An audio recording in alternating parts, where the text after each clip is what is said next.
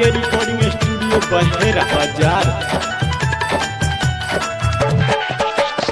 अजय दीवाना अजय दीवाना अजय दीवाना मलमल गाँव मलमल गाँव।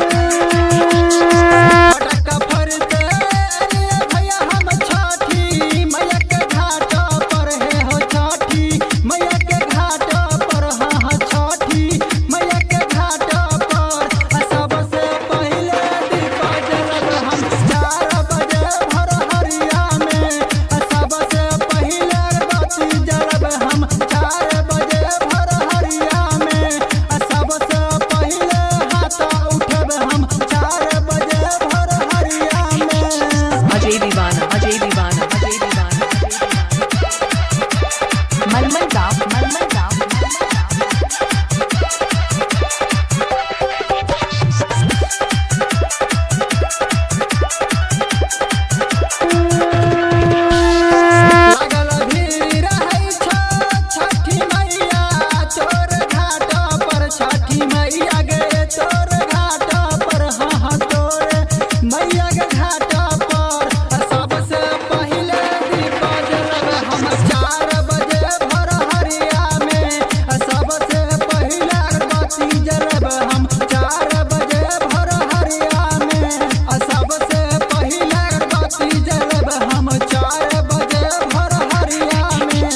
अजय दीवाना अजय दीवाना अजय दीवाना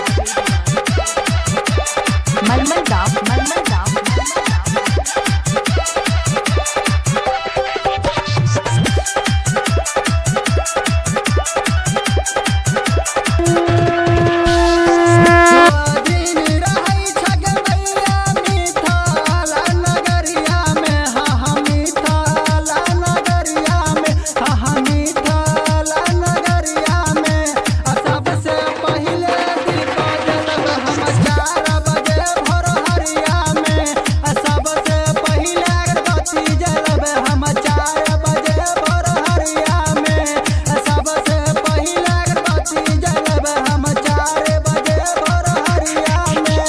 अजय दीवाना अजय दीवाना अजय दीवाना दासोपट्टी रोड मलमल गाँव मलमल गाँव।